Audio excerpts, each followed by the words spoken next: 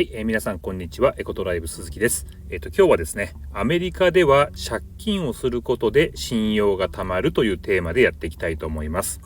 で、これは自分の実体験を軽くお話しさせていただくと、私が来た、2012年、約20年前なんですけど、駐在員としてアメリカにやってきましたと。で来て、最初はレンタカーして、で自分の車が必要だっていうんで、じゃあローンで買おうかなっていう話で、車屋さんに行ってローンで買おうとしたんですが、さっき言った話で、結局ローンが組めませんと。なぜならば信用がないからローンが組めないっていう話だったんですね。でただすごく良くしてくれて、そのクレジットスコアがなくてもローンを組めますよという話だったんですね。金利がですね、なんと 23.99%、 すごくないですか？ 23.99% って日本に住んでたら聞いたことない金利ですよね。実はこれはアメリカの最大金利ですね。オートローンだけかもしれないんですけども、それしか選択肢がなかったので、もうそれで組んだんですよ。で一応銀行に行って聞いてみたんですけど、やっぱりですね、クレジットカードを作ってそれから2年ぐらいしないとクレジットスコアができないというふうに言われたので、もうしょうがない。とにかくその 23.99% で組んでですね、ローンを、車のローンをして、車を調達しましたと。でそれからですね、少しずつローン返していって、信用ポイントが溜まってってクレジットカードを作ってですね、でそれをちょこちょこ使って返すと。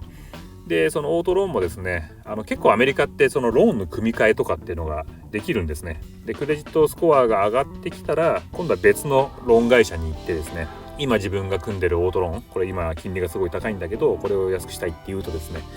自分のクレジットスコアを見てくれて、これだったらじゃあ 8% でいいですよとか 7% でいいですよって言ってローンの組み替えができちゃうんですよ。それでですね、ローンが無事に、低金利ローンに切り替えてですね、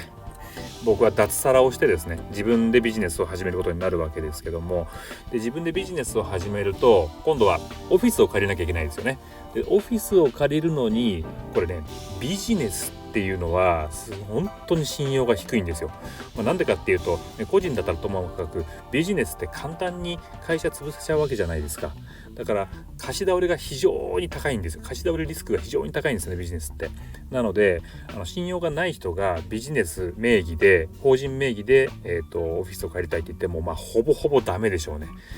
なのでやっぱりその個人の時にクレジットスコアを上げておいたというのは非常にこれは良かったなと思って、でそれで無事にビジネスのオフィスを借りることができましたと。でその後ですね、車の販売するためのライセンスを取るんですが、ディーラーライセンスって言いますが、これを取るのにですね、まず5万ドル納めなきゃいけないんですね。これ供託金として預けなきゃいけないんですよ。でただクレジットスコアがあれば、ボンドという形でですね、そのボンド会社が立て替えてくれるんですね。でクレジットスコアがあれば、そのボンド会社にですね、いくらか、年間でそれこそ200ドルとか300ドルぐらいだけ、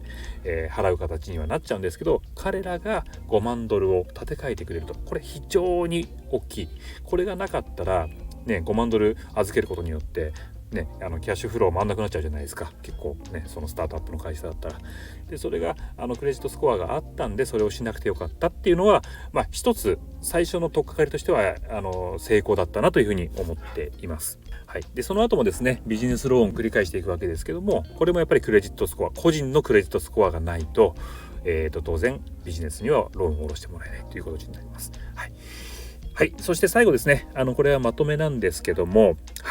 まずですね、アメリカに来たら信用づくりからということですね。ここをまず最初に考える必要があります。そして、作れるカードを作りましょうと。そして、カードを作ったらちょこちょこ使ってしっかり返していきましょう。そして、クレジットスコアは740点以上を目指していきましょう。で最後にですね、定期的にですね、スコアを確認して必要に応じてクレジットレポートを見ていきましょう。ここがですね、非常に大事なポイントだと思います。